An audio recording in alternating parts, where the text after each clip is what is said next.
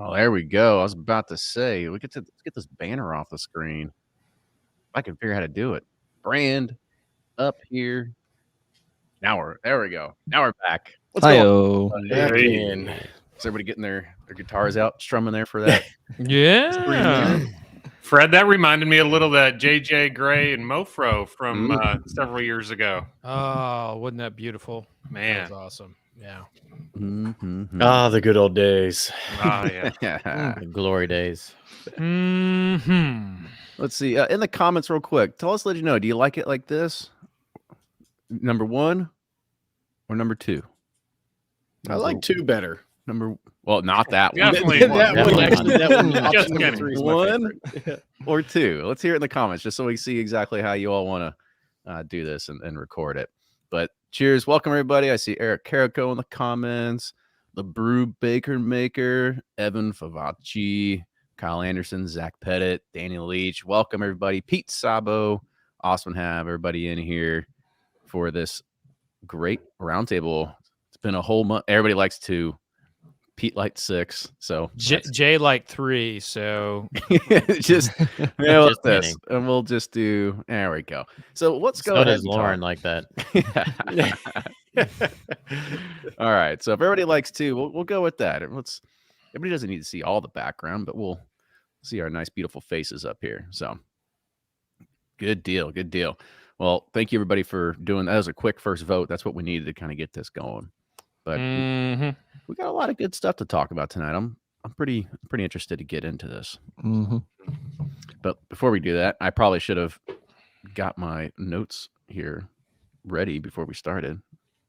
Notes are overrated. They sure are, except when you need to read over them. Let's see. I'm nervous.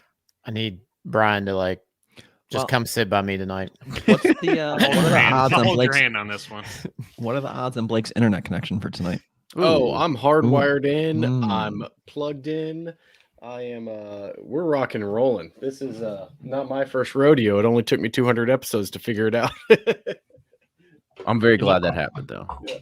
We needed you for it. Actually, while I say that, I'm actually not plugged in. I'm going to go ahead and plug in now. Thank you for the Go reminder. figure. Gotta love it. It's funny. Yeah. There we go. BCR ideas. Let's put this one right there. All right. Sometimes I gotta have my notes here with me. So, all right. Well, I think that's it. We'll kind of get going. Y'all ready? Let's do it. Ready? All right. I think by now y'all know the drill. So we'll get going. Welcome everybody. Here is episode. Well, I don't even know what episode it is, but it's Bourbon Community Roundtable number 66 tonight. And we have got the whole gang here today. So Ryan and Fred, good to see you all once again. Another month, another roundtable. Y'all ready for it? It is time to throw down. I'm excited. It's March Madness, baby. Mm-hmm. That's true. That's true. What brackets open up next week? Is that what I saw? Yeah. Yeah. Brackets, No. buyouts, Selection acquisitions. Sunday Yeah, next Sunday. you got like two weeks, right? I don't know. Well, We we haven't got had conference tournaments this championships, weekend, yeah. Mhm. and then Or Yeah. no, that's right. No, Yeah, conference- Selection Sunday's coming up. yeah, Oh, selection Sunday on jeez. Sunday, What is so it? next Today's week. the 7th. I'm going back on mute. You're right.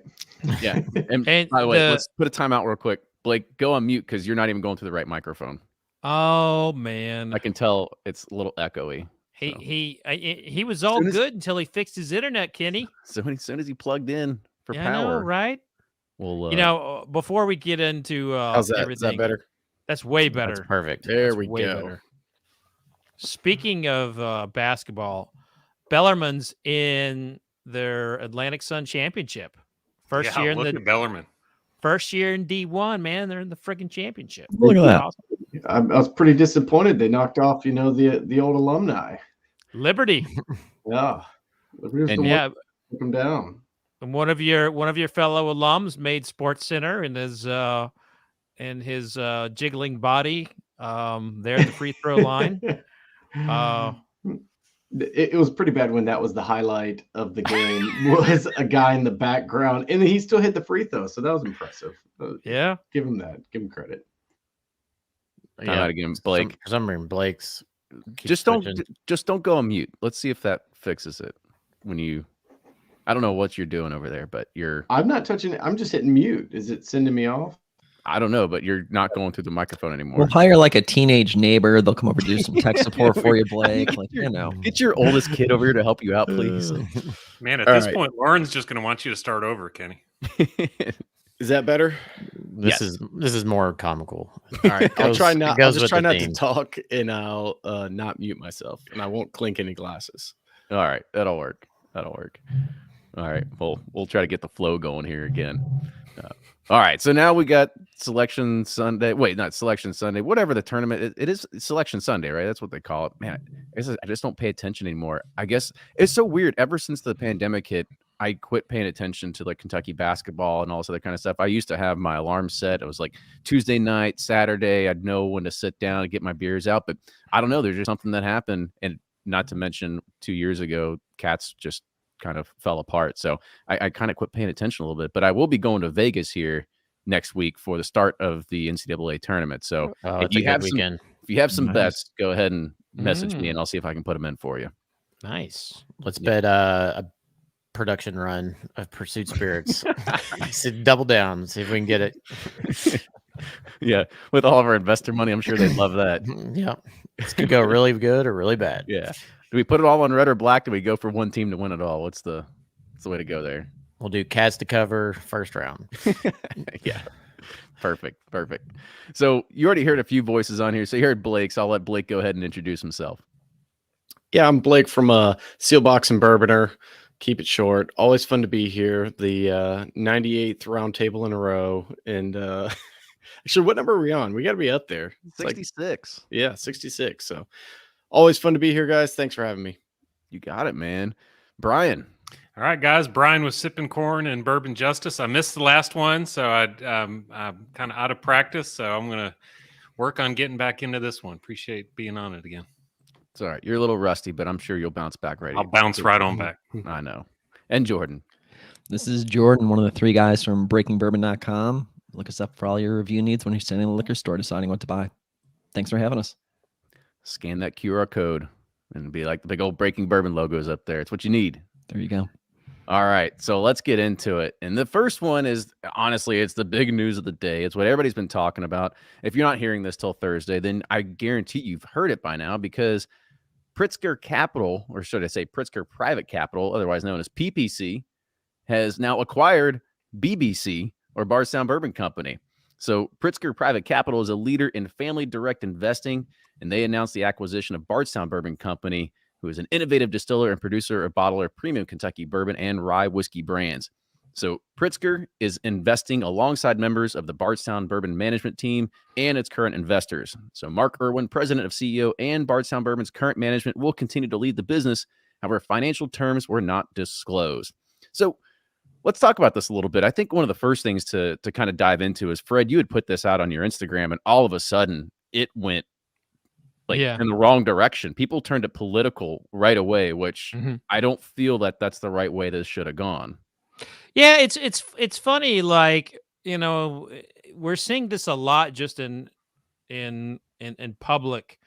Bourbon is like our escape, right, of this crazy world we're living in right now. And it's been pretty solid for that escape.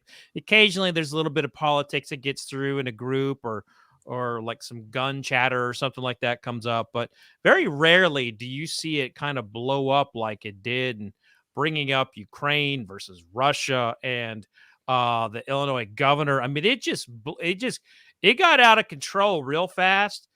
And it was I normally would post something like this on my website versus Instagram, but I was getting my kid ready for school and I just didn't have time. And I knew going back and forth, I was like, I got to get this up. So I just did a screenshot, which seems to be the cool thing to do these days. And I put it on, Instagram. Paste, isn't it? Yeah. And I was just like, damn, I might just start switching to doing this. That was easy, So, and then people just went crazy. And it's, it was sad because there were some really good people in there that got, bloodied up, and they were just talking in general, not even bringing up politics at all. And it's just like, even people who were not talking politics got attacked. You know, it was very, very strange. It must have just hit at the right time when people hadn't had their coffee yet. It's a case of the Mondays, Yeah, right.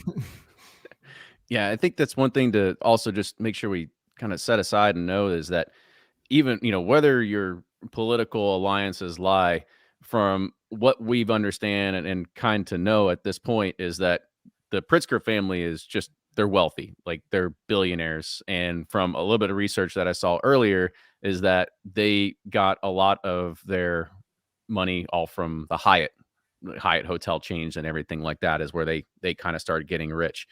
And this is just one way of it's just where people are parking their money at the end of the day. And from what I understand is that JB Pritzker, who is the Democratic governor of Illinois, he is no longer in the business. Him and his brother Tony founded the business. However, when he started running for politics, he left that business. So he has nothing to do with anything inside of here. So just to kind of let you know that this is still like a family run thing at the end of the day. Ryan and I actually had a conversation with some of the people at Bardstown earlier today and kind of just got some clarifications on some stuff like that. And they were beyond ecstatic to kind of see this trending in the new direction for them. But let's go ahead and kind of talk about, sort of the motives behind some of this sort of stuff too. I think one thing that Mike Bliss had actually put on the screen earlier, I put him on it earlier. He said, wasn't Bardstown just an investment play from the beginning? Absolutely. I mean, you had your original investors of Dave Mandel. You had the, who was the guy that started Pete Lofton. it? Yeah, Pete Lofton. A lot of this is, and they had the vision of where it's going to go. And, at some point you just got to figure out what's the right direction and what are you going to move. And when something like this happens, I mean, it's a business at the end of the day. And I can tell you right now that those people that invested early on, they're probably in a pretty good position now with the shares that they had and they sold out there. So I don't think anybody's really going to be unhappy from that side of the fence. Let me jump then. It was a genius play when they found it. Was it only 2016 or something like that for 2016. BBC? 2015. 15, Was- 16? yeah. I mean, just absolute genius prediction there that there's going to be such a market for brands coming in that needed the distillation. They needed their particular recipes. I mean, they're up to like 50 mash bills that they're doing now or something like that, because you can do whatever recipe you want to do. And so it was just genius. They grew so much from the word go. They had the bottling line, and now this is sort of in any kind of business, this is the next step. You bring in equity money, or you get bought out by some mammoth company, and that's when you start cashing in. So this had to have been the play from the beginning. Either sell out to equity or sell out to someone bigger. But from the press release, it sounds like they've kept management in, which I think is really important because they've made such smart decisions to this point. So kudos to them. Yeah, I think it was an interesting one. First questions first is, did anybody predict this in our end of 2021 roundtable of who was going to be the first? That's what I was asking Kenny. He needed a clip. Yeah, I don't think anybody had. Lauren, go ahead and insert us all making incorrect predictions for what was going to happen. But no, I think this one was a little bit surprising. I think we all saw them growing fast and everything. But I mean, I don't know. The backlash was a little bit shocking to me, I think, as well as Fred probably reading his comments. But, we're not in Illinois. So this was the first time I'd heard that name, to be honest. I know it comes with some history for some people, but from everything I can read, management's in place. I think, just knowing some of those guys over there and they've done the right thing this whole time. I can't imagine that they're just going to go and just change things up overnight. And I imagine they'd look for the right partner with something like this. But, I don't know. It's kind of an interesting thing to think that like just a partner buyout could be that controversial. Now, if that actually matters for sales, I don't think it will. Maybe people in Illinois are against it and have a certain feeling on it. But in total, I think Bardstown's just going to continue to grow. They've kind of done it the right way the whole time and supplied a lot of different places bourbon, and really good bourbon at that. So Yeah, and I think there's also one thing to kind of talk about. Political aside, I know there was a lot of comments on there.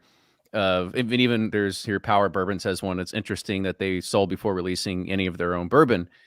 You know, if you think about it, it was private investors that already owned it, and they just sold it to other private investors. Like, that's all it is. It's just trading hands at the end of the day. It's not like it's BBC that owns anything. It's just in the hands of other people. They had their own board. A board made decisions that the CEO of the company doesn't get to make all the decisions. They have a board above them that gets to do it. So it's not like it's just, a private company, a mom and pop shop, and they sold out to Anheuser-Busch, and now all of a sudden their craft beer is going to taste like crap. Like, it was never that to begin with. It's basically just changing hands and going to figure out, okay, well, now this person might have some bigger pockets to figure out what you can do. I mean, the ownership at a board level is a little bit different, because you've got to figure out the people that are on the board are going to make the decisions in the best interest of them sometimes. And so they're going to figure out, well, what is it that I want to get out of this? And if the company wants to move in a different direction, well, the board doesn't necessarily the board is going to steer that. And so by being able to go and sell it off to somebody else, you can align the vision, and you can buy out the shares of whoever is on the board or anybody else like that. So they could, hypothetically looking at this, if they wanted to sit there and figure out, well, what's the next phase of growth for BBC? Well, if the board, the prior board didn't want to do that, well, they got to figure out how they can get something else on board to go and make that happen. So you've got to make I think it's one of the things that Fred always said is, like, somebody up there is playing chess while we're playing checkers. And that's exactly what's happening at the end of the day, is that these are decisions that are made well above and beyond the bourbon consumer. And you've just got to understand that it's probably what's going to happen best. It's not like, Kieran came in and bought them, or Anheuser-Busch or anything else. Like, this is still just a private company at the end of the day. And from what you could tell in the press release, that it's a manufacturing company. All they care about is manufacturing and growth. And I think there was somebody else in here that just said, well, Danny actually said, well, won't they just flip it in a couple years? Because that's what private equity funds do. Yeah, probably. That's probably what's going to happen. They're probably going to keep moving in the right direction, keep funneling money for the next few years, keep the growth at the position that they're going, and figure out what's the next move for them in 5 to 10 years. So who knows? So, it's really interesting. Bourbon's one of those, and I think especially the folks listening to this and the folks chiming in right now and listening to it later on, right? So passionate bunch of clearly bourbon enthusiasts and bourbon consumers. And bourbon has a deep rooted history. You think of bourbon, you think of, families, generations that have been distilling, that have been owning. You think of the big boys in Kentucky. You think of a lot of the craft startups and the family approach that they've been taking for the last 10, 20 years. But at the end of the day, right, unless you're one of those true distilleries that's in it for the long haul, you have that deep, steeped, rich history, you're a business, right? And if you can get out there, and to your point, Kenny, they are probably going to flip it in a few years. And you know what? If BBC is around for, we'll say, only 10 years, and they have a giant rise and a quick fall, but the investors made a ton of money, that was their goal to begin with. Their goal was not to say, hey, I hope that consumer is really enjoying our bourbon, right? And that they really like us and they want us to be around for 100 years. They're saying, hey, I hope that consumer really likes their bourbon, and they keep buying it, and they keep funding our pockets, and we get really rich. And then if we go away, who cares? There's other stuff that they can buy, right? Then it's a business. This is what it is. But I think bourbon has that history behind it, so people take it so personally. They want to see those firms like, oh, they should be here 200 years. That's not the case, sadly. Yeah, Amen. we do. Yeah. We Jordan, do I have a wish I would've romance said to it, and one of the we do have such a romance to bourbon, and we're all guilty of it.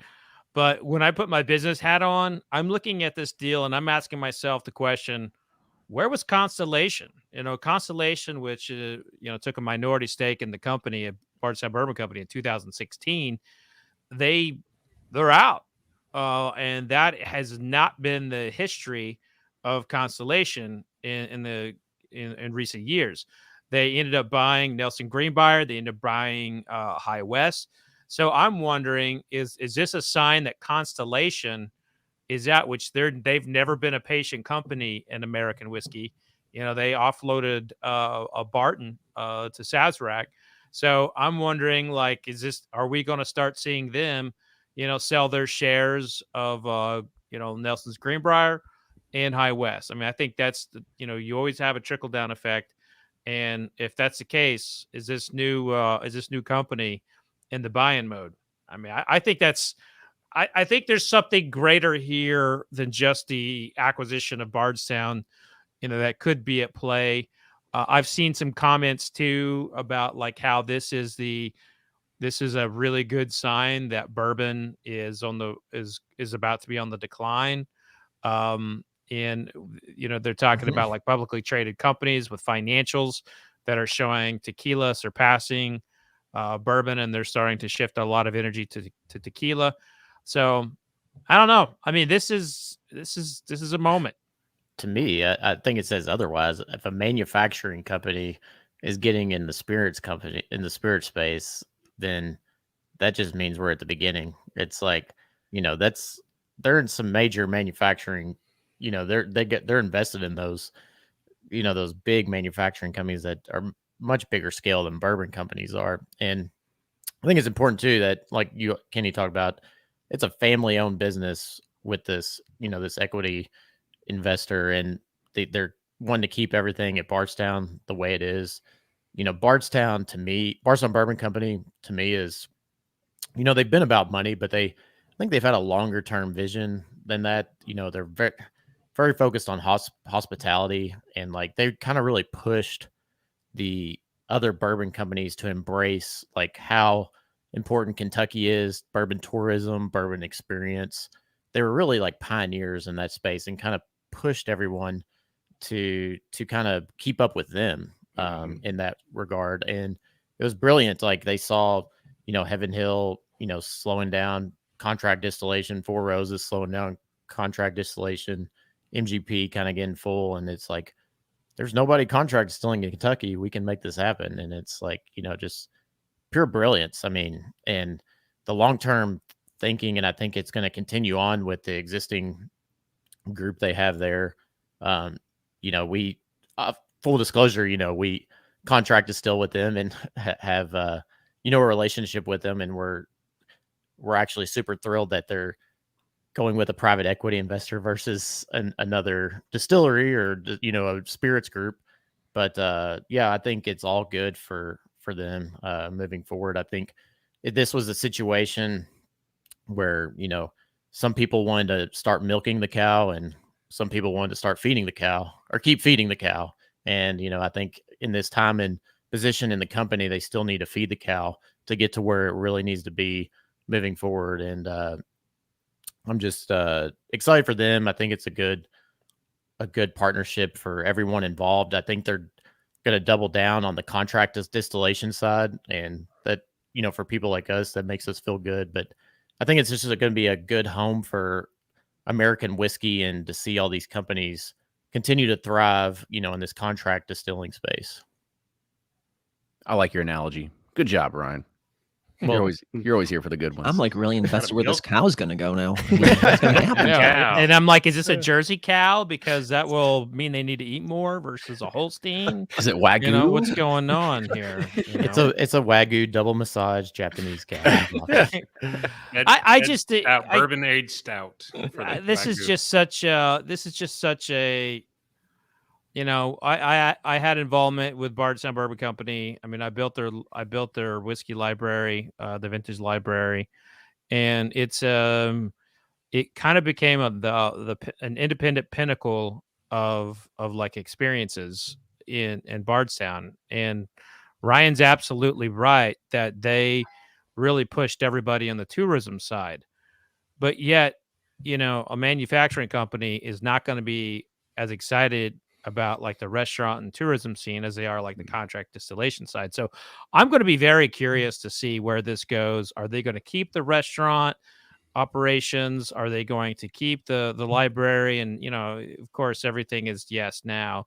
But, when they get inside under the hood and maybe see like profit margins on contract distillation is through the roof. And boy, that little space right there that has a kitchen sure would make a nice extra mash tun right there. Well, there's a brilliant CEO from Old Elk. He had a line, as the Jordan Blake would know, is sanity over vanity.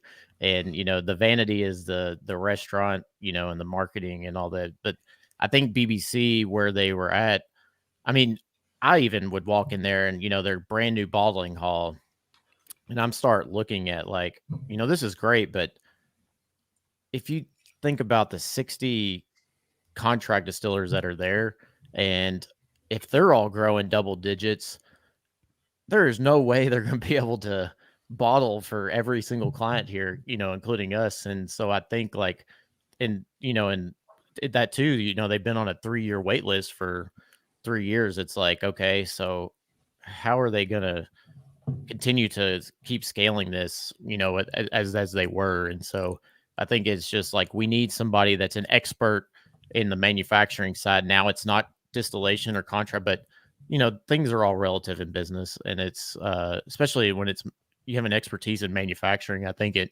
makes sense to get more efficient, use space more efficiently. I think that's where they were headed with this decision. Yep, totally agree.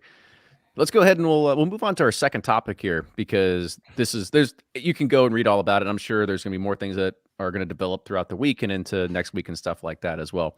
But the other thing I want to talk about is we keep talking about all the money that's being thrown around into every distillery.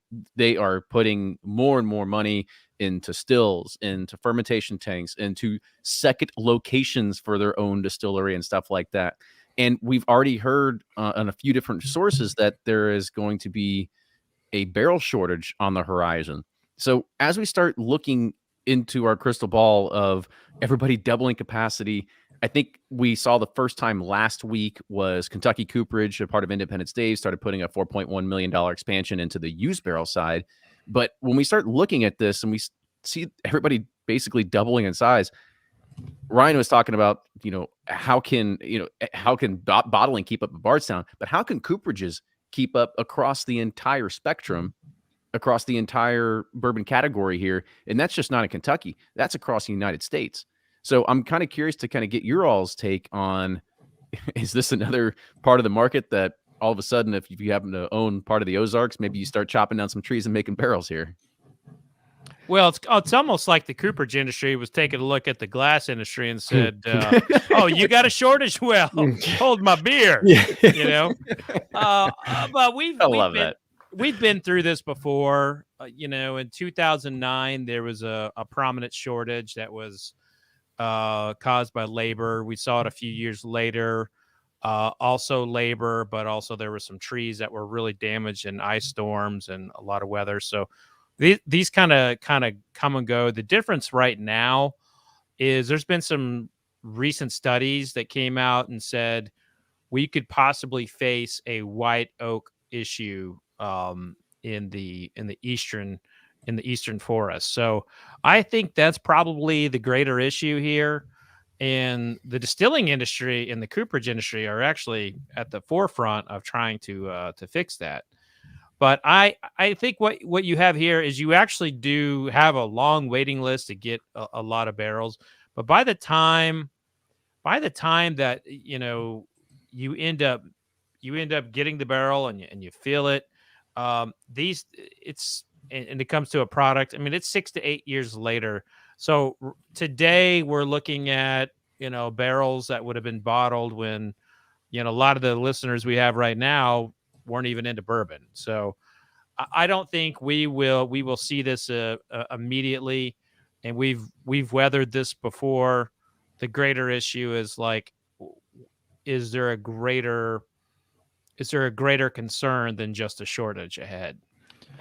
Yeah. And I think, the other thing to remember is there's not so much going to be a shortage, because you can always turn to other sources of oak from outside of the U.S., right? It doesn't mean you're going to pay American white oak prices, right? French oak's going to be a lot more, Mongolian oak, etc. But you can always find oak out there. It's just going to be, what are you going to be paying for it? So it's going to be really interesting as we move forward, just in terms of, do we start seeing more and more distilleries reach for their barrels from outside of the U.S., right, versus from inside of the U.S. And of course, it'll have a price impact. But as Fred said, you're not going to see that instantly. It's going to be multiple years down the road. Yeah, also want to echo something real quick from Kyle Anderson, and he said, "Stop toast finishing now," and we'll go ahead and save a few barrels here. Save all the double oak. Yeah, it is interesting. So I was kind of like just doing a little bit of research, and it seems like this topic comes up quite a bit over the years. And I've talked to some distillers who, I remember it may have been Old Elk where they were, like trying to line up timber and everything to make sure they did have enough supply, and he thought it was easing. And then literally about an hour ago, I got an email from a distiller who was like, they're just getting started up, and he's like, man, it seems like a lot has changed in the last 6 months. So I don't know. I mean, you would think the supply chain would be less of an issue, but maybe it's labor, maybe it's not even the actual oak, it's just getting it processed, and it has to change hands several times. But that seems to be one that always gets figured out. Would be more worried about the glass shortage. Right now there's a lot of wineries and stuff thinking their wine's going to get over oak because they have nothing to dump it into because of the glass shortage. So I'd be more worried about that one as of now than the barrels just yet. But we'll see. It's definitely interesting nonetheless because it takes time. It takes time, and what it brings me back to is reading articles about about how slow growth oak made a different bourbon, and in the last 15 years we've been using quicker growth oak. And you look at the rings in the staves, and it reacts different when you burn it, when you char it, and it gives you different flavors. So we're getting all of these things in place to try to make sure we have a supply, but we're doing something different to the barrels. So I think there's two issues. One is that the issue is, are there going to be enough barrels? But what's changing on the barrels? So I think we got to keep an eye on that too. And the people like Pat Heist who know more things about this than I'll ever know. I mean, I just keep listening to those guys. Yeah, there's definitely a lot of ways to look at and figure out where is this going to go. Personally, I look at this as, if there's going to be a barrel shortage, like, we're going to feel it relatively soon. And the good thing is that I know you have the big guys. You have Independent Stave and Kelvin are probably the ones that most people come to mind right away. However, being on this side of the fence now, we've learned there's probably about 30 or 40 cooperages around the U.S. that we had never heard of before, and we're learning about new ones every single week. So there is the opportunity to start looking at a lot of other different types of cooperages out there, and not just the one or two main manufacturers. Even those one and two main ones, it's kind of economies of scale. So that's why people go with them, because they're going to be cheaper prices and it's tried and true and it works. But there is going to be opportunities for others to kind of come in and potentially help fill this void and this gap too in the future. So who knows? Yeah, I mean, we there's a lot of focus on the East Coast, but there's a lot of good oak in on the West Coast, and they're much more sensitive to cutting trees down than the Southeast. And I think that's one of the issues that like Westland in Seattle has done a really good job of combating, and they've done a good job of telling the story of Garyana oak and things like that. And in Minnesota,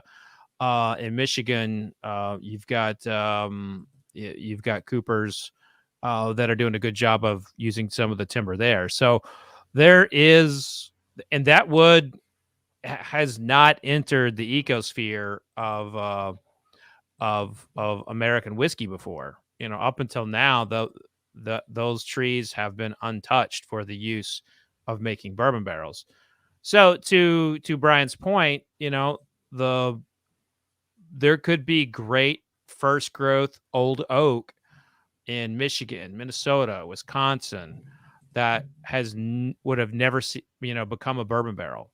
So I think that's really interesting too. And but what if we did this? What if we said, you can't make any other barrels except 53 gallons. So we'll just get rid of all those 5 and 10 gallon things, and you can only have 53. So we've already solved part of the problem there. And you could also stop new construction on housing. That could probably go a long way. There you go.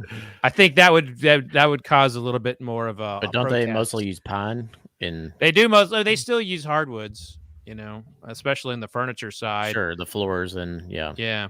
Yeah, my floors are all oak, and I love them. I wouldn't trade them for the world. Mine's red oak though. There we go, folks. Well, not white oak. Let's People are gonna- turn instead of ripping up- Kenny's- Instead of ripping up copper from people's houses, they're going to rip up oak. Find 100-year-old houses to just rip up the floors on. That's exactly right.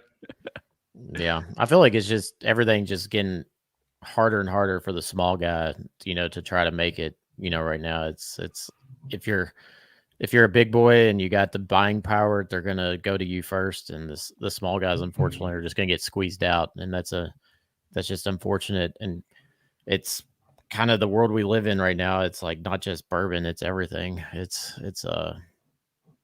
sucks. It's just another thing to stress me out, Kenny. Thanks for bringing this up. Let's keep talking other things that are stressful. And this has all kind of been somewhat of a financial-ish kind of episode. So let's kind of hit the last topic here.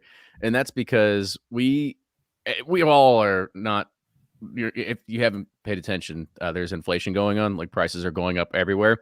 And so raw materials, shipping, just costs of getting your product to market, it's all increasing. You can't get away from it. Beam has already announced that there are price hikes that are going to happen for the second time this year to its premium bourbon brands like Booker's and Knob Creek. So at this point, we have to start looking at everything across the board.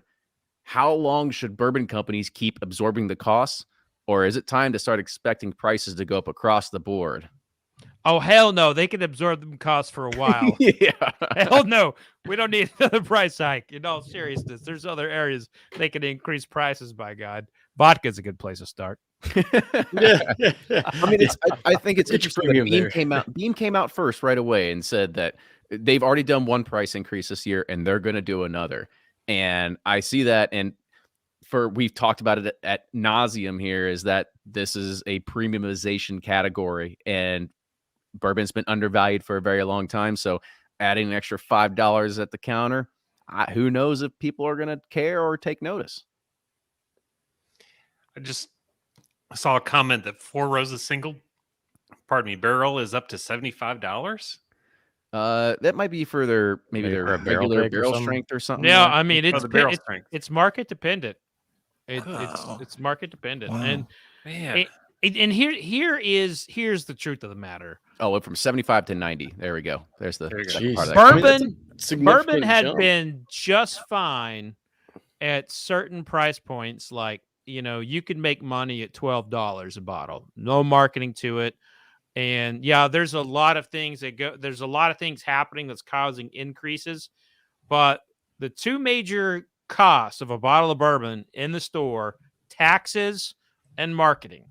Those are the two major costs. If you were to strip away taxes and marketing, you could probably get away with spending $10 to $15 on that bottle. And that is what's going to get cut, is going to be PR, marketing. Bourbon brands, they are kind of like they're watching people's acceptance of $50 product. And it's not as it sells, but it doesn't sell like the $30. Once they get into that $50 price point, they're now competing against Glen, really good Glenlivet, some Macallan. Actually, they're a little bit still a few dollars off from Macallan. Yes, you still need to go up a little bit. But Yes, like whatever. they're starting to get in that realm of like single malt scotches, and they're punching there. They're in that ring, but they still depend on us cheap assholes that like to spend $30 on a bottle versus 50. And that's me, by the way. Yeah, but okay. Well, I would agree with that to a point, but I think the brands that are making a splash are all in the higher price point range, at least within kind of the world we're in, Yeah, you're right. Nobody talks about Old Granddad. Everybody's talking about Blue No. Run. Everybody's talking about all these other big bottle or big dollar brands. Yeah, and that's what it's new and exciting, kind of pushing things forward. So obviously, brands are going to see that, and go, somebody said in the chat, Matthew Layton said, 100 is the new 50. And we've talked about this before, but how many times has somebody asked you for a suggestion and it's not on profile or what's good? It's like, hey, I want to buy $100 bottle. What should I get? And, that ends up pushing a lot of the markets. I think we'll just, Booker's, they tried that a few years back and then got a lot of pushback on increasing the price. I think it was like only 2 years ago? No, that was more than that. That was like more like 3 or 4 now. Yeah. All right. It's been that long? No. Yeah. It's Yeah. been that It was long? before Yeah. COVID? Yeah, it was good like 2 years before Was there COVID. life before that? But no, I think these big companies they do their market research. They know they'll lose if they increase price by 20%. They'll lose like 0.01% of customers, and it's like, well, it's worth it. Not saying it's right or wrong. I'm just saying it kind of is back to what we were saying about the this is a business at the end of the day. As much as we all love it, it is true. So I don't know. So it's funny you say that, Blake, right? So we just did an article the other week on the birth of the $500 bourbon. Mhm. And now, not to take away from the discussion on the earlier points, the price increase from say 50 to 75, et cetera, but what consumers are looking for, and you just hit the nail on the head. Nonstop, do we have readers reach out to us, or friends or anyone else run into, hey, I want to spend $100 on a bourbon. I want to spend $50 on a bourbon. I want to spend $200. It doesn't matter what the price point is, right? Whether it's low, high, whatever, they want to hit that price point. So I think what we're starting to see some brands do is use this time, right, especially around the time of inflation and everything else, and say, let's readjust and let's get our levels right so that we have a level of some brand that's going to appease to every single consumer out there, right? We have a super premium going for 500, great. We have one for 200, perfect. We have one for 100, okay. 50, sure. And here's what we can offer you for 30, right? And let's lock those folks in. So when someone walks into a store and says, hey, I want to buy, I want to buy a nice bottle for my boss, or I want to buy a nice bottle for my friend. I want to spend $150. Yep, there's your bottles right there. That's where you're going for. It doesn't matter what they taste like. You can spend your money, and that's what you want to hit. I think we're starting to see a lot of brands, reconfigure their portfolio to hit varying price points and ones that consumers want to spend it on. Yeah, that's a great point. I totally agree. I get that question at least once a week. What should I buy for $200? And it's not. They're not looking at what it is. They're looking at what the dollar amount is. And I guess as long as you can still have your full line of the portfolio, you want to get those high spots, and you want to get the ones for us cheap ass Kentuckians who still remember 6-year Heaven Hill at $11.99. Mm-hmm. Yeah, and look, I'm guilty for spending way too much on bourbon. I really am. But I mean, I'm putting together lists that are like best they're under 30 or under 40, and it's gotta get those YouTube clicks. It's part of it. That's what people want. But I mean, it is it's a matter of like what's going to happen to the economy. Like, I mean, if inflation continues to go up, I mean, gas is teetering on the verge of $5 a gallon. Will we start seeing jobs lost? I mean, people will not spend $200, and if we have a lot of people in this country who can continue to afford $200 bourbon and they're taking private jets everywhere, then man, I just think that we have a greater issue. And bourbon is just a part of it. And of course, this is a bourbon podcast, but this is to me is like what will happen to luxury period if this continues to happen. And you can take a look to the late 1970s when this sort of thing happened. There was an increase in cocktail culture. There was an increase in liqueurs. So there was like lower ABV kind of things, and the higher proof spirits would be mixed out in cocktails. So historically, that's all I can point toward is like the last time we saw this kind of thing at this level would have been the late 70s, and you saw a lot of liqueur action and you saw a lot of cocktail movement. Well, I still think we're sorry. I still think the sector we're focusing on is very small in the grand scheme of things. You look at the 3 biggest brands. You got Jim Beam White Label, Evan Williams Black Label, Mhm. and Bullet Bourbon. You know, Jack those Daniels. are and Jack Daniels. Well, whatever. If you consider that bourbon, Tennessee whiskey, whatever. It's a Just- bourbon. Just flatter me for a second. Those are all, you know, under $30. You know, that you got to be that on a bar if you want to move a ton of product. You got to be less than $30 on the bar to be able to hit those cocktail margin prices. And everyday consumers, you know, that's where I still think they're not gonna. I think Jordan made a great point. They're gonna have those brands that, all right, here's a brand that we can pivot to hit that premium market, but we're gonna keep our staples at, you know, this lower to mid tier kind of price range, and they can because there's a ton of margin there still, and so they can kind of just, you know, focus on which demographic they want to hit, you know, with different brands. And I think that was a brilliant point, Jordan. Yeah, and it just goes back, and I Thanks, love Ryan. the analogy you put there, Ryan, because I think it goes for any luxury. Fred brought the word luxury. Mhm. Is bourbon considered a luxury? Well, no, not necessarily. I mean, it's a consumable, but there are different ways that you can picture it as luxury. A handbag is luxury, whether you're getting a Louis Vuitton, a Chanel, or whether you're going to Target and you're getting the Kate Spade. It's the same way with bourbon. So you can go to the Evan Williams side. You can go to, you know, something that's the $200 range. I just feel that you're always going to find the gaps, and the producers are going to figure out a way to fill those gaps. Now, that's just from a on the shelf sort of way. The way that I was also kind of framing this was, you know, as we were kind of talking about the less than $30 bottles, we'll just say the $15 bottle of Beam White Label. Like, how long is it going to be until that needs to be a $20 bottle? Just because of everything that's happening and prices going up through the roof, freight costs are insane right now. And at some point, is that going to level off, or is it going to be one of those things that says, well, no, this is just the new price that you're always going to pay because you paid it before. Why would I take my prices down? So I would just assume that these additional prices that people are paying on the raw good side are not going to go anywhere. And if they do, they're going to just go maybe 5 or 10% cheaper than what they were, or no, not what they were, but what they are now, but not to the levels that we saw a year ago. I don't know though. It's pretty competitive space, and it's a commodity in some sense, you know, in these lower to mid tier brands. And so, you know, it's so competitive, and there's enough margin there that, you know, if you saw this with Beam and Jack Daniels in Europe. Beam was damn near losing money with the tariffs, but they were just stuck there because we had to keep our brand presence, you know, in Europe.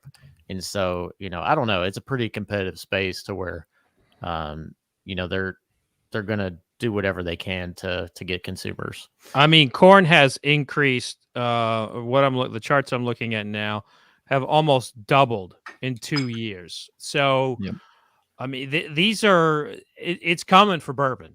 I mean, the raw goods. You know, I just think that there's a lot of fat on the bourbon company line, and as soon as the larger brands start feeling that, they're going to start worrying about their stocks, and then they will Brown-Forman, Heaven Hill, Jim Beam, they will open those up to the wholesale side, and then they'll start pushing them out to the likes of Blue Run and Blue Note and whoever comes out as Blue something tomorrow. You know, they'll start pushing those out, and you know that's what'll happen if they can't afford to keep the cycle going. But I mean, this is a very real concern, and you know, Blake's the most qualified of anybody here, being an accountant, but to talk about this. So give us the crystal ball here. Yeah, no. Unfortunately, no distilleries opening up their books to me. Just no major distillery, surprisingly. But no, I mean, you know, it's basic economics. If your cost of goods go up, something has to give. You know, are you cutting labor? Are you cutting other expenses? What we talked about with taxes and marketing being one of the biggest expenses. They're not cutting taxes. You know, they don't have that control. So it's the obvious next step that prices just have to increase. Now, I think it makes more sense, and it's a much easier spin to the consumer to say, hey, we're bumping up the price of a luxury good 15 to 20% than it is to bump up daily drinkers. You know, I know a lot of people who, if Jack Daniels is, you know, $19.99 at this store and $21.99 at this at another store, they'll, you know, they'll cross the highway and go find it for $19.99. So I think that's a tougher sale because that's a value. Whereas the luxury, the increase isn't felt nearly as bad. But I don't know. I think it may be a market opportunity for somebody to come in and get their hands on some barrels and say, okay, we've got the new competitor. If you know, Jim Beam White Label wants to increase their price, I guarantee you Heaven Hill's going to take that to, you know, make sure Evan Williams on every shelf right next to it for $1 cheaper. So it's like, or that, or it could be like all the cable companies, and they're just all going to kind of work together to figure out what's that it's price. called that they can all collusion, get. and then Yeah, then price they're out. actually end up in jail. Yeah, you know? yeah. I mean, but Gotta I mean, prove it. yeah, exactly. But I think we will see a little bit of that. Of they keep each other competitive with those value bourbons, and we're also have to remember there's two tiers involved after the distillery. So it's you know, the distributor wants to make sure that they're competitive on the shelf, and the retailer wants to make sure that things are competitive on the shelf. So I think with all those forces combined, I think we could see an increase, but I think it'll be on the, you know, hey, let's roll out brand X that we know we can make a much better margin on, instead of trying to, you know, squeak out an extra $1 here and there off of white label. All I got to add, maybe this closes this down, Kenny, is I've been watching the comments. No one has called you out on your analogies are Louis Vuitton and Ryan's is cows. I mean, both come on. leather. I mean, both Come on. leather. But both leather goods, I suppose. What's Louis Vuitton? Yeah, exactly. It's a Louis Vuitton. Fred's the one with Hermes ascots. You know. hey, you know what? You know, let's take a look at my ascot today. It's got a bunch of skulls on it, so be careful, Ryan. Fred, remind me now to tell I'm you a scared. story One for each of his after enemies. this. My son, all of a sudden, out of nowhere, it was like yesterday, he goes, "Hey, what's an ascot?" I'm like, "Did Fred call? Like, where did that come from?" Like, that is the most random question I've you been gotten on from an YouTube? 8-year-old. And I don't know if you like heard it somewhere or was like pursuing it. That's It's hysterical. probably on one of those random YouTube videos that the Yeah, kids watch. yeah. You know, Bringing it back. Well, to kind of close it out, Fred, I know you had mentioned about corn prices. Don't check wheat prices. Mhm. That's Yeah. the big thing that just happened. So if anybody doesn't know, about what 20 or 30% of all the world's wheat comes from Russia, and so you're gonna see a huge. We'll see what makers and everybody else Quit is gonna be able to stressing do me here, out, so. Kenny. Yeah, I know. while Maker's Mark gets all the wheat from around farmers near the distillery. Yeah, Right around Lebanon.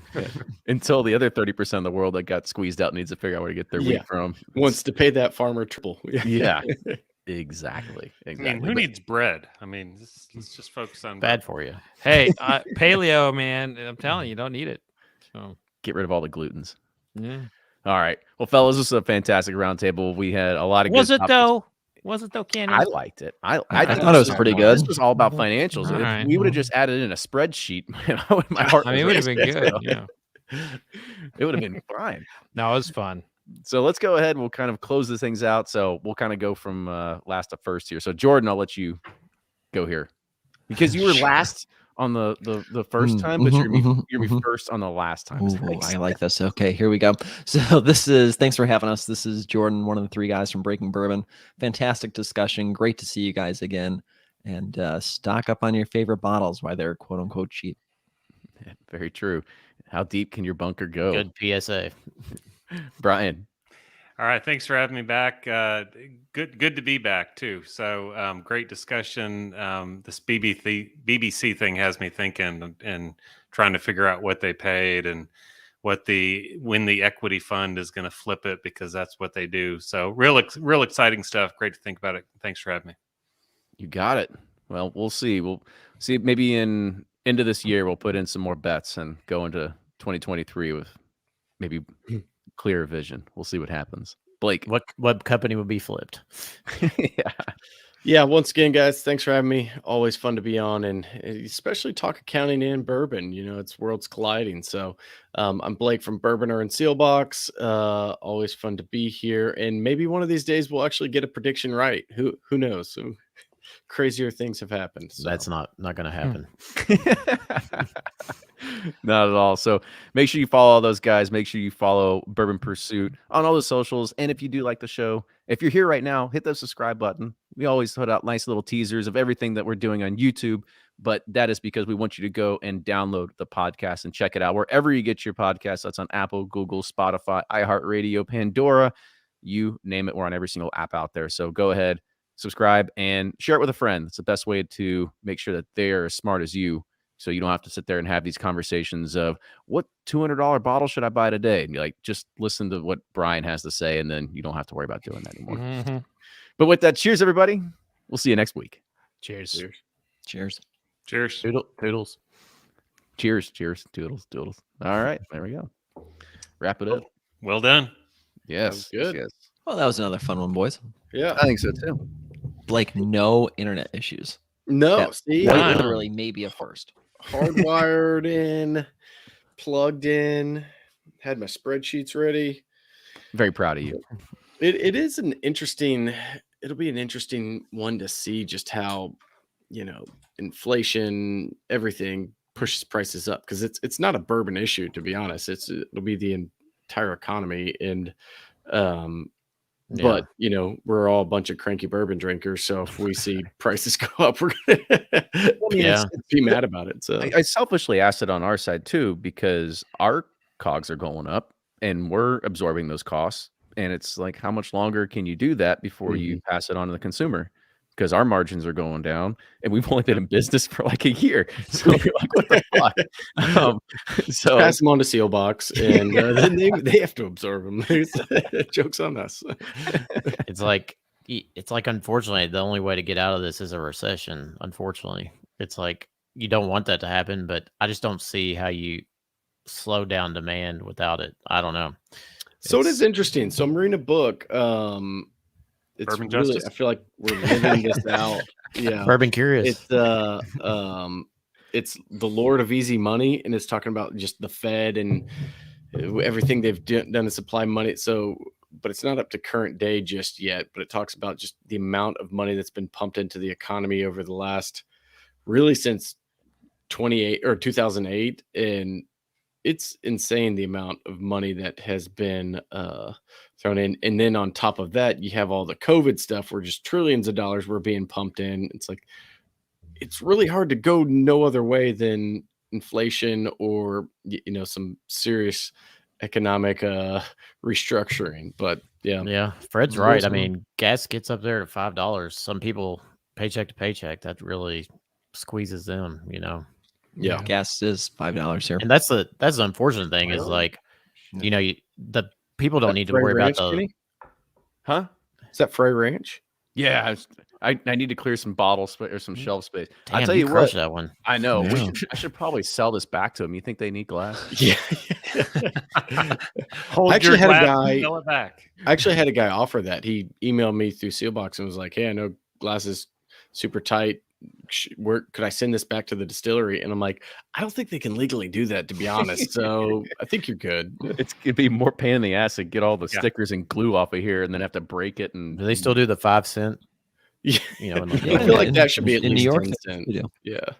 The old That Coke should- bottles, they still do it. Hold on, Ryan. I cut you off. I didn't mean to. What were you saying?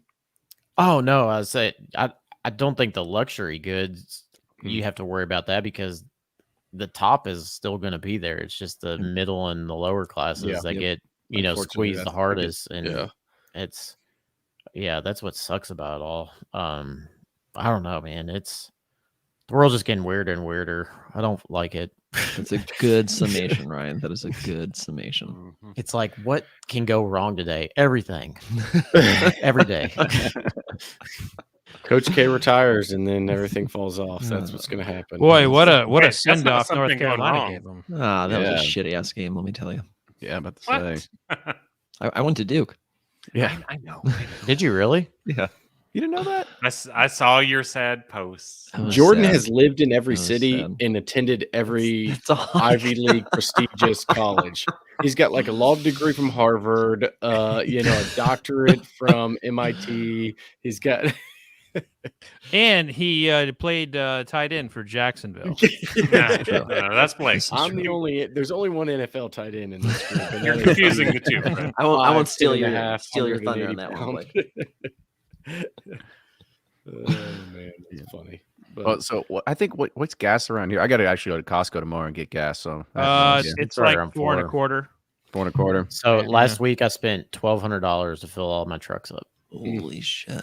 It's worth Yeah. going to Shelbyville or Simpsonville or whatever that station. Yeah, go to costs Waddy. for. Yeah, Costco's usually a good 50 cents cheaper, at least, though. I think Not we're in still under Louisville. 4 here. Actually, we're at like 390 That's nice. something, which is surprising. It used to be if it got crazy, you'd go to the Georgia-Florida border because Georgia had less tax on gas. But then it's like, does it make sense to drive an hour round trip to get gas? Yeah. Well, that's Right. what It's like I how much you grew save. up. I grew up. My mom, she's just a penny pincher, and so yeah, she would drive out of her way to save a nickel on a gallon of gas, and that's what my wife's like. Just pay the extra $1 and don't have to drive your ass around. So I was like, okay, yeah, you're probably right. But that was instilled in me, and I did it all the time until my wife just said, "Why are you doing this?" And I'm like, I have no idea. Like, I don't know what I was trained. That's Yeah, what it's it's like to do. literally had an app called Gas Buddy on my phone where I Yeah. would look and try to figure out like, oh, where's the cheap gas? And now like I just go to Costco. Just fill up where my kids don't yell to go like get a slushy and something. I'm like, nope, they don't have that here. Sorry, this place is shut down. It's machines. It's like the McDonald's frozen yogurt machine. Now it's broken. Yeah, it's Like, broken. Yeah, can't go in there. That's can't use it. man. Now, but stop at Bucky's if you're traveling down in that area. That's Bucky's I don't care is what like the a gas cult. price is. You can go Yeah. to Bucky's. Bucky's is a cold. It's crazy. Like I feel like in Florida they've put them. Well, one's kind of in Daytona, and one's kind of in like just south of Jacksonville. It's probably St. Augustine, and I'm thinking it's the middle of nowhere. And every time I go there, they're like 100 pumps, and every single one of them is full. Like there's Absolutely. somebody there, That's and wild. there's 10,000 people inside. I'm like, where are these? The rumor people is coming? they're building one on I-75 south of Lexington in a town called Richmond, and it goes from Detroit to Florida. So big highway. Big And, Yeah, I mean, I guess that makes sense. Yeah. People, they're just looking for highway traffic. They don't care about what's actually there. They probably would go with the cheapest option to be right off the highway. Yep. And it's quite the endeavor. Go to Bucky's and get the brisket. What's the Bucky's version of bourbon? Do we have a Ooh, that's the next topic. Ooh. I like it. I like Yeah, what you it- think. Mm. the one you just put it up on the highway and just make a ton of it? Like, I think we the Roundtable distillery. I think that should be There you go. the next The endeavor. Bucky's of bourbon. Yep. We are the Bucky's of bourbon. That should be a barrel pick at least. I feel like there's legs. You're like, there. how is this going to resonate with everybody? It's the next community roundtable pick. That's the sticker. Yeah. Bucky's a bourbon. Bucky's a bourbon. I need to go to Yeah. Bucky's and figure out what this place is all about. Apparently, I don't think I've So ever it's been to spelled it. B-U-C-C-E-S. I just saw my for the first time the other month in Alabama, and I was like, "What is?" It was a monster. Yeah. Like, It's I like was like, "What the hell is this 250 place?" pumps. It was Yeah. unreal. Yeah, it was Crazy. packed, absolutely packed. Really? Although we need to figure out the next Roundtable pick. We still haven't settled that. Didn't we have one? We just Just had did 6 of six them. at like Old Elk. Yeah, it's like we just went to Old Elk and like Brian and it Fred was like weren't 11 there. barrels when we were there. We Where need were like a you? Kentucky one. We get Brian and Fred involved. I'm pretty sure Yeah. Brian lives in Louisville. I've never confirmed that because I only see him outside Well, of Louisville. because you like text me, I'm going to be here in 3 hours. And you Yeah. want to meet for dinner and do a pick? How much more time do you need? At least double that. Although I felt really accomplished. I booked a flight for next week, and it was 8 days in advance. And I think Damn. You like, okay? You feeling Amex okay? Travel was like, "Are you sure this is the right place?" Because You must have been nice to like save $50 on your airfare by booking that far in advance, huh? yeah, points they don't care. Hey, can I taste some Sagamore barrels while I'm up there? Where are you? Where going to At Maryland? Sagamore? Don't ask us. Like, No, We like got- some. Just go pop some barrels. Say, hey, Kenny and Ryan said it was okay. And Yeah. just taste away, Blake. You're We good. got to go. barrels up You're here. good to go. We gotta Okay. go. All right, Fred. boys. See you, Fred. you, Hope your Fred. back feels I'm better. out. bud. All right. yeah, all right. Cheers. Bye. A few more Cheers. pills. You'll be fine. Sleep tight. So Blake, you're coming here, or you're going up to No. Finger Lakes, To Baltimore, Baltimore? to Sagamore. Yeah, Okay. but y'all have barrels. Oh yeah, laid we got down barrels there, up there. Okay. They're about 1 year old. Okay. I won't No, take we got those some 3 and 4 year too. then. Okay. Blake, you're the only one It's selling. all Lost the same Lantern, shit right? that they have too. So it's not like you're getting anything special. It's just us. Well, don't say that. Well- Say you used a special yeast, proprietary, and Fortunately, the only thing special is Ryan's tricky hands over there because he's got the blending prowess. So ooh, He's a good give blender. that man some ingredients, and He is a good will. blender. But yes, Lost Lantern, Jordan. Have you tasted this one? Is that one the coming Iron out? Root? No, this is Spirit Works Distillery in the Slow Gin Cask. No, I've not tried that one yet. We're Freaking great. releasing Lost that one Lantern. Really good. Wednesday. Their stuff Wednesday. is spot on. How is Yeah. that one? It's really. I mean, it could actually. I never say this often, but it could be proofed down a little bit. I think it'd be better, but it's good. Rarely is there stuff bad. You're almost always like, okay. I It's think worth the people money. starting to catch on to them. We've seen a big uptick, even with like their vatted single Yeah, malt. they're good. People are like, "Oh my gosh, this stuff's amazing!" I'm like, Yeah. well, yeah, it is. Yeah. And I really, they did a Smooth Ambler one that was Smooth Ambler distillate that was really good. Mhm. They've had their Iron Root was really good. Is Yeah, that the they- ones they blend in different craft No, they're just buying distilleries? single cask. No. Well, Basically. that was It's single that was malt. the vatted single malt. They had like 10 different distillers come together, bring barrels. They created a blend and went from Unity there. barrel. Yep. yeah, Ryan, it's kind of like what we did in Pursuit Series. That's what Lost Lantern does. So they just talk to a bunch of distilleries and Gotcha. white label it. But they they- just do one barrel at a time, so it's like Yeah. Oh, I way think so. They smaller were than like you guys. the- They were the were whiskey before critic us or with something. Frey Ranch, and that's why we didn't get one because they got one before us. They were Oh. ahead of Oh, the game on that. Y'all did We tried. Yeah. We pitched them. We pitched them Mm. hard. They didn't. They were like, well, we've already kind of got something going on with these other people. And we're like, But "It's the you know Lost who Lantern we are." people. God damn it, they beat Dang us it. to 'em." Like, yeah. I mean, but when you're the president of ADI, you typically find out about new good craft distillers pretty early, unlike Mhm. us. So Mhm. I can't be too upset about it. Yeah, their Frey Ranch one goes live on Wednesday as well. Mhm. My bottle shows up hopefully this week. Frey Ranch is good. Their stuff's good. Yeah. Which yeah, I've got another one for y'all. I think you should look into. KO Distilling. They're in Virginia. They're doing some of their own rye. They could be another good one for y'all because I feel like their rye is really good. Can you co-sign a loan for us? Yeah. By the barrels. Yep. Sorry, It's, we just put more new Fred- make down. that's Figure it out Fred later. yeah, Minnick Fred over there. Minnick Yep. and Yeah. Well, what was it? I just went to Denver last week and got to go check out Leopold Brothers. I hadn't had any of Oh. their stuff before then. mhm. I was actually a big fan of Dude, their their stuff's awesome. 5-year bottle and bond. Yeah. I their thought it their was- stuff is Their stuff's fantastic. way underrated in Mhm. the whiskey nerd world. Never Um, had it. Oh, yeah. fantastic. Their 3-chamber rye, even though it's a little bit younger, I think it's really good. But with like 2 more years, it'll be crazy. Yeah, that I was think one it of our was rise of the year. It was fantastic. 4.5. Mhm. It was what it was. The nose on, I think they had 2 releases. Like they had the, I don't know, whatever, the white label and the maroon label. They had a holiday edition and the normal edition. Yeah. Yeah. So the holiday edition, I got to try both of them. I like the holiday edition a lot more than normal.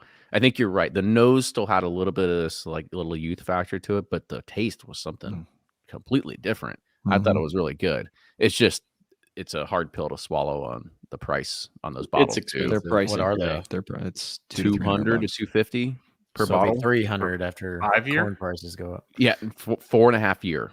rye, it was 200 and It's, 250 you bucks. actually had pictures of that still though, so it's really interesting what they did. I mean, he basically found old blueprints me on the a book. 3-chamber still. Did he show you the book? That's They- awesome. I was there. They pulled the book off the That's shelf nice and guy. showed me Yeah. like in the thing, That's like cool. where they found. And Yeah, I was so like, "Is there a date in this book?" I looked through. I skimmed through. There's no date to be found. I think a it's like copyright from date. like before, right? Well before Prohibition. And Yeah. he just built. He saw this and he's like, "I'm going to build this," and he built it. And like he brought it back to life, like almost 100 years, Wow. 90 Were you years picking later. barrels out there, Kenny, or just checking everything out? I was just doing my rounds. Yeah, No, hanging I out. just happened to. I was out there for a team meeting just for my day job, and I had some time, and I said I'm gonna go and check this place out real quick. So I just shot them a message and figured if they could show me around, and they were more than obliged and happy to do it. So good people. Todd over there is he's a really great guy. He's, Great family, yeah, great family that it's- owns that place. It's one of those things. I think we get so caught up in like everything Kentucky, and you expect to go to these distilleries and you see 50 warehouses that hold 82,000 barrels a piece, and you go there and it's like they've got like their distillery and they have to do their own malting, and then they've got their barrel warehouse that doesn't hold any more than like 1,000 barrels next to it, and like that's it. Like that's it. Like, but they have really fucking good whiskey. So it's like, gosh, Mhm. you want to figure out like how can you scale this, but it's, I don't know. It's one of those things. It's like, do we send them over a contract? Be like, hey, we'll take 50 new make barrels. Like, figure out how this is gonna work. You Well, I get mean- private equity money. Yeah, That's how you scale it. Yeah. We should do the Roundtable Equity Fund. There you go. See how Between much the we can five put of us, together. we could Yeah. definitely get to at least Like, $5,000. Yeah, at probably. least 5,000. That's what I'm thinking. Yeah. We can get 5 barrels. Maybe. yeah. we'll keep 5 holding. new makes, We'll keep 5 holding. new Not make ready to barrels. not ready to sell just yet. Yeah, I like Eric. Day jobs are overrated. You're right. That is correct. Truth. Mhm. The only person fact. here gone full time is Blake on Bourbon. Kind of. Not yet. You're not there yet, are you? You're No. still got your. Still got tax returns to do. I still tinker. I still You picked like up, to dabble. like 1,000 documents from a client this morning, and I'm like, do I really want to do this today? Is this what I want to do with my day? No, I'd rather write an email and try to sell Look for bourbon. flights with points. Yeah.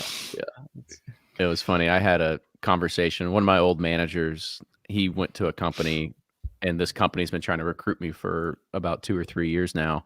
And I've just been happy where I've been at in my career, and I'm just not looking to move.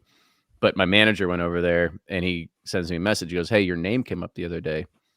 And I was like, "Oh yeah, what for?" He was like, "Well, they're trying to get you to come over." And I had to let them know that basically tech is now your side hustle. That's pretty funny. Yeah. You've crossed the threshold. It was kind of funny, but I was like, You yeah, start to well, look yeah. at the hours per week, and all of a sudden it's like, well, okay. No, but always have fun doing this. No, always Guessing- looking forward to the day when there's our bourbon cubes experiment. Yep. Ooh. Got 'em Bourbon going. bouillon cubes. You like those? We're gonna be Nice. innovators in this space. There you go. Innovators. I love There it. you go. It is crazy how I don't know. I'm pretty excited about the product. Do y'all know much about Interstave? Probably not. Mm-mm. They sent some samples to a distillery here a while back to play around with that were pretty cool. Do you know Lee Tatum, Brian, from Brown Foreman? No, No. I don't think so. No. No, never mind. All right. Then I don't know. Good story. It's a good story. No, it's they basically they take staves and compress them down into cubes, and so you get more surface area Interesting. of and it sounds like kind of gimmicky, but then you try it and it's pretty damn good. They compress a stave into a cube. Yeah, like whole barrels and stuff into cubes. Yep. Yeah. Do you remember on the? Are they I don't know. little barrel I don't know- shaped? I don't know exactly how they do it. Brian, show them an Here, actual I'll show you cube it. so they can get an idea. It's one of those things like you think this is pretty fucking gimmicky, and then you're like, well, wait a second, Maker's 46. That was pretty gimmicky too. Like they just jammed some staves in a hoop and So, did like, that. Like there's these really are no the- difference. Well, I don't know if you can tell. There you go. That's a cube. Yeah. So they compress them into cubes, and so like they gave me like 10 samples. So like I have French oak at a medium plus toast, a medium toast. What do I they have do? American Dump oak. 1,000 of them into a barrel? Yeah, so I don't know if it's 1,000, but it's one I'm- cube per I'm just 200 making up ml numbers. for. No, it's so yeah, you probably have I'd say 200 that you put in a bag into a barrel. Oh, so you steep it like tea. Yep, It exactly. actually is. You put it in a sleeve and you put it in the bung, and that's how you Yeah, can do or it. you can dump just you can dump the dump- barrel in a tank and then put this in That the just tank. sounded dirty, Kenny. yeah. Put your sleeve in the bung. Just slide it right through there. Brad's asking, "How's it make more?" I have no idea, Brad. What wouldn't It's make more? It'd be the opposite, right? It'd make less surface area, but it would. Denser. Well, I think it condenses the char level, like the stuff on the inside. I don't know. We just did a podcast, and obviously I learned nothing. But Y'all just listen to podcasts when it comes out. And, Yeah. Oh shoot! but All right, fellas, I need to hop it off. tastes great. All right, that's good. You can hop off. All right. All See right. you, Jordan. See you later. Yep. See Yeah. you, Jordan. Well, Matt But, Carter says you can't toast it, but on contraire, No, they are toasted. I got a plus toast here. yeah, it says it on the bag. It says plus toast, so you can get. called plus plus. Isn't that a kid's toy? I feel like my kids have come home with plus pluses, and I've stepped on them. They're like the little Yeah, I know what you're interconnected- talking about. Yeah. I don't know. Yeah, I'm past But that. it's brother. no different than sticking a stave in a barrel, like Maker's 46. So Yeah. It just has. I a don't little know. bit of It a shorter tasted good. lifespan. And- Yeah, because the stave only has one side that's, some of them are heat radiated or whatever the hell they do to it. right. But yeah, I can see how you put in 200 cubes and you've got more going on. Interesting. Let's see. Does it expand when you put it in the barrel? I have no I idea. would imagine it probably does a little bit. I don't have my calipers. It turns into a dinosaur sponge once you put it into a barrel. Yeah. But then how does Beam get the devil's share out of the cubes? Ooh, You you just live it gotta on the put sun. it in No, a- devil's cut, whatever put they it in a call it. vice grip Devil's and just cut. start Yeah, wenching until it starts getting all the drips Put out them of in a there. juicer, that's Mhm. right. Something like that. cold press. Just put it in a Ninja and just liquefy it all. Yeah. Eric asks, "Is this still bourbon?" The same way that Maker's 46 and Angel's Envy is not bourbon, right? It's a whiskey specialty. specialty. Bourbon So, finished with. yeah. And it better all be the same font with the same size and the same color on the front of the bottle. Learned that one the hard way with Seal Box Batch 1.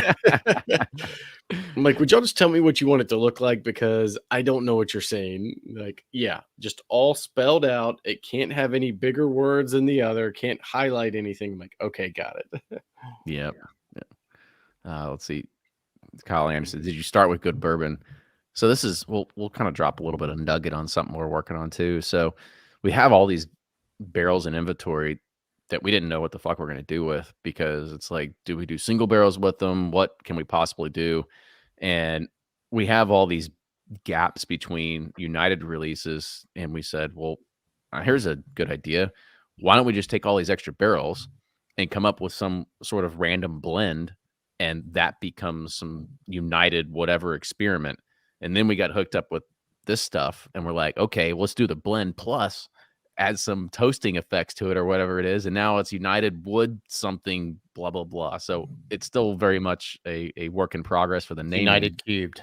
Yeah, United Cube. Yeah, you see the 3 on the top there, but I As don't long know. as it tastes good. And so Yeah. far, I've been I texted Kenny earlier. I was like, because it's amazing how fast these take on flavors. And I was like, dude, we need, they've been in there about 10 days. I'm like, they're like almost like getting to the point where they're getting too oaky, like too much. So I'm like, we need to try them like in the next couple of days, because I'm leaving out of town this weekend. Yeah, I'm you like, don't want to go over the top. yeah, because the last time they gave us some, and I just left them in there for like 2 or 3, kind of forgot about them. And after 2 weeks, they were like so over oaked and maple Wow. flavor and this and that. Yeah, And can you reuse the cubes? that's a good question. I don't know. I don't see a reason why not. You'd probably it's lose it's a probably good just- bit, but yeah, it's I probably just would extraction think like you- everything else. Yeah. It's like a tea bag. You're not gonna, You get a little something on the second and third United Canoe. United Canoe, United Canoe. United Woody. It's pretty I'm cool, like, but the old like- school. This Yeah, is when the ideas come out. these are great. We're actually United getting some Woody, good I like stuff here. that. What else? Record this shit right here. I know. We need to get a. Now This is where the real brainstorming happens, guys. now we know when we got to get our next vehicle purchase. We gotta buy some 70-year-old Woody here. Is there going to be a United United Woody, I like that. Wheat? We already actually when have Blake's weeded- barrel weeded bourbon comes. yeah. only 3 more years years? and 10 months to go. We're close. There's 9 months. 9 months. I'm counting it down. Yeah. There's actually, so our Finger Lakes is weeded that's in United, so it's technically a 4 grain that's in that, but there's no plans to do just a United wheat. There is a United rum Not yet. thing, but I don't know if we should call it United. I don't really know. That rum's only actually one country. fantastic. It's a delicious rum. It is, but it's only one country. I guess we Yeah. can say the country and United States united. I don't know. We're really solo. stretching the story on that solo one. release. Even though it's Yeah. Venezuela and United States, which will never be united. I think that's about as far from united as you can get in a world political sphere. Instead of allies, it'd be Axis. I don't know. Yeah. The axis of bourbon or rum. Mhm. I think that's got a good ring to it. Yeah. All All right, right, gentlemen. I'm gonna get out Well, of here. Enjoyed Yep, it. I'm out Thanks, too. guys. See y'all. Yep. Get to You go guys, worry about good one. inflation. Good show, guys. Thanks. Appreciate it. You got it. Y'all take care. And thank you, Toodles. everybody else that was joining in live tonight. Definitely appreciate it. Going to go ahead and sign off. So when my wife has to look at this tomorrow, she's not like, oh my God, you recorded for 90 minutes. I was like, no, I promise. We were like on the dot at like 50. It's perfect. But cheers, everybody. Thanks, Matt Layton, Power Bourbon, Eric Carrico, Matt Carter, Craig, all you all. Thank you all again for hanging on and putting out Don't some forget good Paul. ideas. Matt F. And Paul and Paul and Matt and who else we got in here? Brad, Kendrick, Brad again, Kyle. Thank you all. Definitely appreciate it. So, all right. Toodles.